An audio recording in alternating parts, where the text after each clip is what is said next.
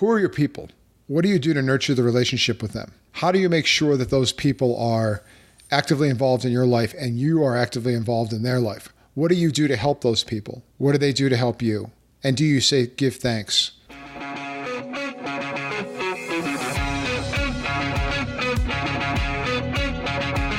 Hey everybody, this is Gregory Paul Kotsaftis of the Pitching the Truth podcast.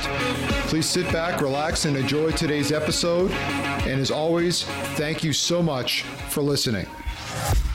Hello everybody, and welcome to the Pitching the Truth podcast. It's me, Gregory Paul Kotsaftis, here to welcome you back to the show. I apologize, I've been off the air for a couple weeks. I just got married to a fantastic woman who I'd known for 5 years, and I finally was lucky enough to call her my wife. So that's where I was. That's where I've been, spending a lot of time. The wedding was fantastic. The honeymoon was even better.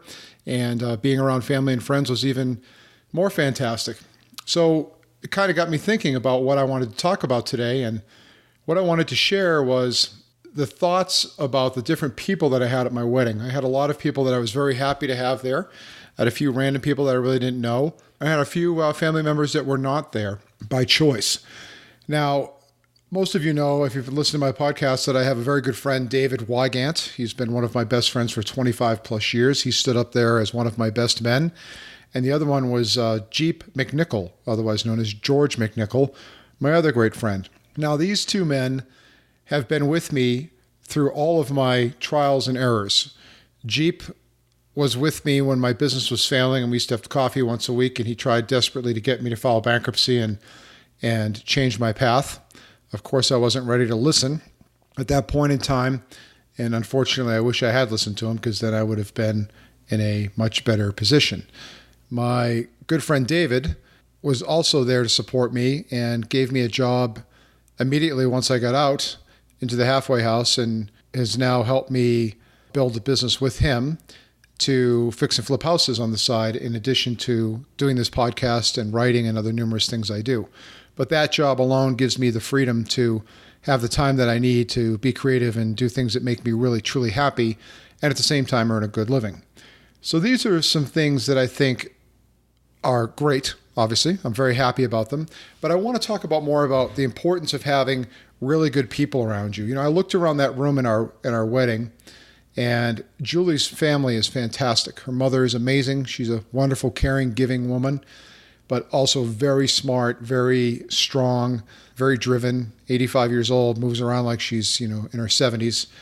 And her family is fantastic. Her sister's great. Her sister's husband's fantastic. Their 2 children are overachievers and wonderful people. And Julie, of course, my wife, is a fantastic woman who is healthy, smart, strong, beautiful, and very, very focused on doing something positive in this world to try to better herself and better others. These are the things that attracted me to her. Not her family specifically, although they were great as well, but Julie specifically is just a great person. She's a great human being. I quickly realized, when I first met her, it was a bit of a struggle because I wasn't used to being around such high quality people, that I wasn't quite sure if she was accepting of me, if it was really going to get anywhere with all of my past troubles and mistakes. So I was a little reluctant. It took a while for us to kind of get into our groove. But the more I got to know her, the more I got to realize that she's an unusual person in the fact that she's got a lot of great things going for her, but she's also willing to share those great things with me. And at the same time, hold me accountable and will not take any crap from me, and certainly tell me if I am on the wrong path. So my question to all of you out there is, who are your people? You need to pay attention to who your people are. Like I said, I've got Julie, my fantastic wife now, who I'm married to. I've got my friend Jeep, who's been there for me for years and never blinked whenever I asked him for even the slightest favor, whether it was when I first got out to get some money to buy some clothes, to helping me get through real estate school, which I did, by the way, and passed my exam, but then never became a realtor because the state of Colorado would not allow it. And just the little things, again, meeting for coffee once a month, which we still do, talking about our kids, talking about our experiences with our children, and trying to, figure out what it is we have going on in our lives that we can improve upon and just help each other and support each other. But at the same time, there's no expectation. There's no me asking him for something or him asking anything of me.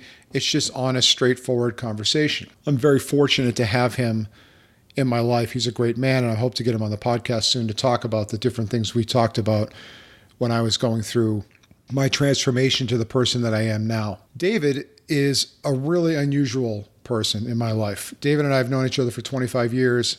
He moved away to California back in 97, I think 97, 98. I went on, got married, had children. He got married a couple times, divorced a couple times, had a child later in life. But we really weren't that close. And then at one point in time when my business was, I thought, doing well, but in reality, it really wasn't doing that great, David reached out and we started talking again, and I allowed him to invest in my business, even though I knew my business really wasn't doing that well.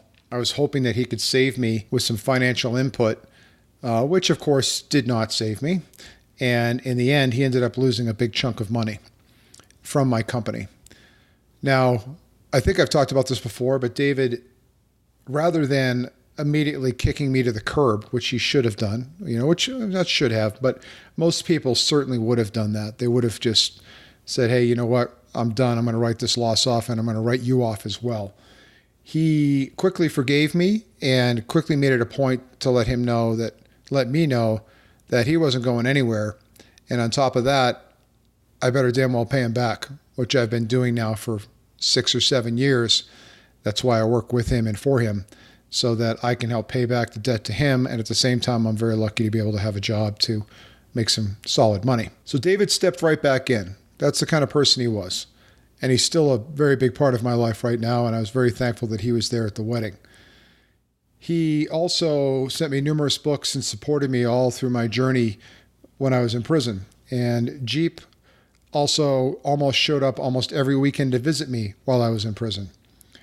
These are extraordinary men. These are extraordinary people. These 3 people that I've just mentioned are by far the 3 most important people besides my 3 beautiful daughters, which I'm going to absolutely mention are also some of the most important people in my life. But these 3 people supported me on my journey back to becoming an upstanding, honest, ethical citizen again.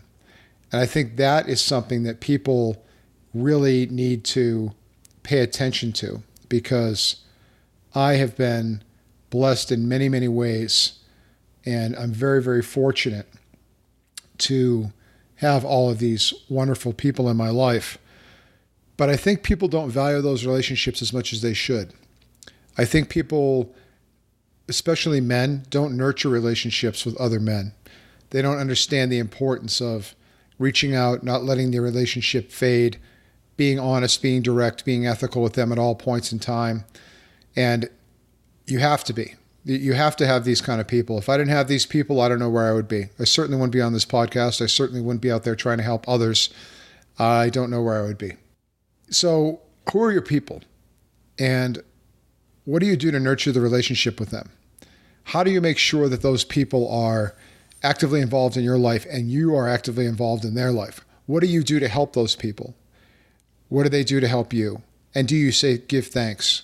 I can't even tell you how many times I've said thank you to these people, and I still do almost every day. Courteous, polite, kind, grateful, humble, and thankful for all that they've done for me. And all of these actions, they spill into other people that I know and I meet, and they've generally, literally changed my personality. I think about some of the things I've done, some of the things I've said. I've been reminded here and there about some of the mistakes I've made, and it's really humbling for me to think about where I am now, and also to think about how grateful I am that these people stuck by me when things were tough. When I was a tough person to stick by, let's put it that way. A tough person that most people wouldn't have wasted their time on.